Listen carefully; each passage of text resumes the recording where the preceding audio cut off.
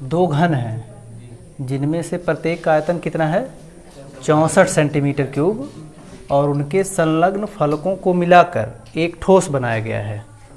और कह रहा है कि अगर इससे जो प्राप्त घनाभ है उसका आप क्या निकालिए, पृष्ठीय क्षेत्रफल। तो इसका हल देखते हैं। हमारे पास दो घन हैं, तो मान लेते भाई ये पहला घन है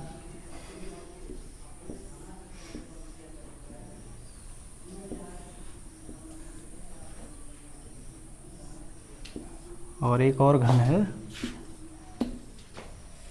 और दोनों का आयतन इन्होंने दे रखा है।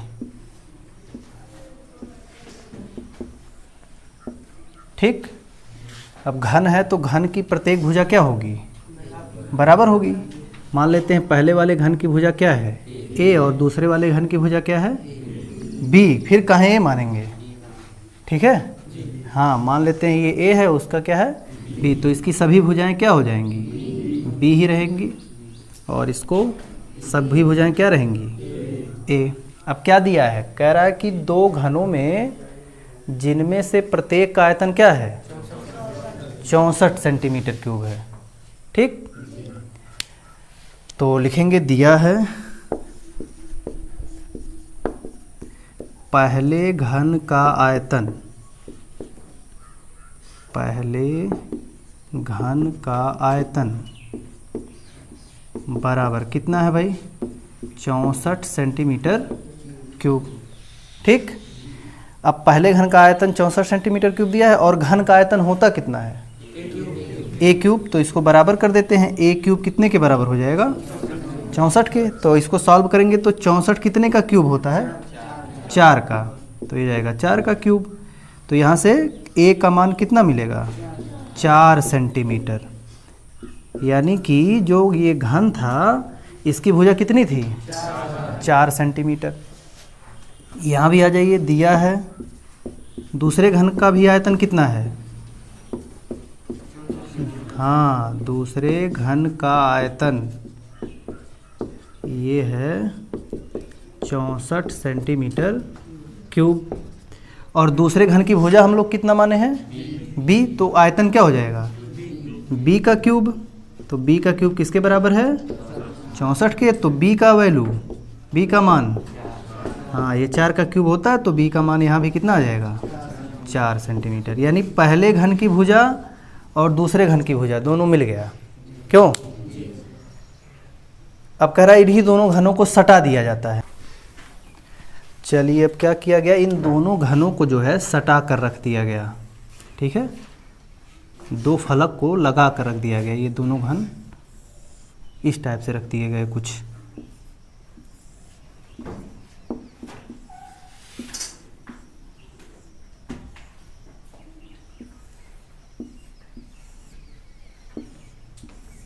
ऐसे है ना, जैसे जो दो डब्बा था दोनों को सटा के रख दिया गया।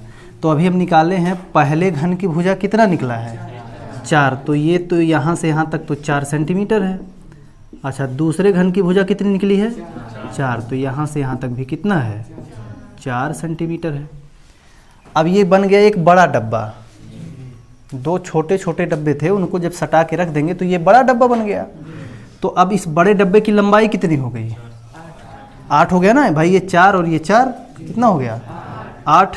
अच्छा, ये ऊंचाई कितना है अभी भी 4 ही है और चौड़ाई कितना है 4 है। तो लिखेंगे इस प्रकार प्राप्त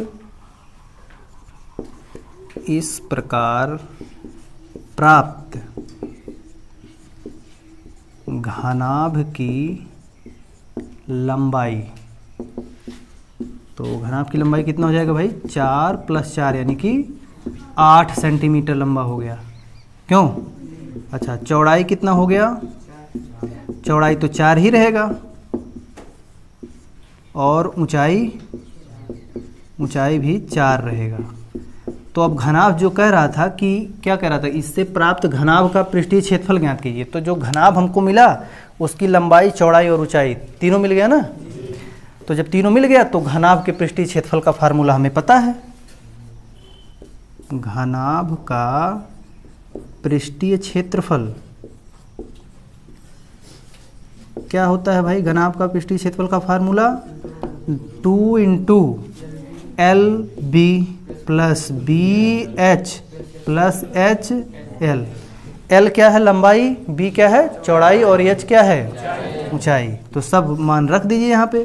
तो 2 इंटू, अब लंबाई गुणे चौड़ाई, लंबाई कितना है 8, 8 का गुणा 4 में करेंगे तो 32, फिर प्लस चौड़ाई गुणे ऊंचाई, चौड़ाई कितना है 4 और ऊंचाई कितना है 4, तो 4 चौके 16। फिर 4 का गुणा किस में करेंगे 8 में, ऊंचाई गुणे लंबाई ना, तो कितना हो जाएगा 32। इतने सेंटीमीटर स्क्वायर आपका आंसर आएगा। सॉल्व कर लेंगे तो 32 और 32 64, 64 में 16 जोड़ेंगे 80 और 80 दूना 160, 160 सेंटीमीटर स्क्वायर। यहाँ लिख देते हैं 160 सेंटीमीटर स्क्वायर।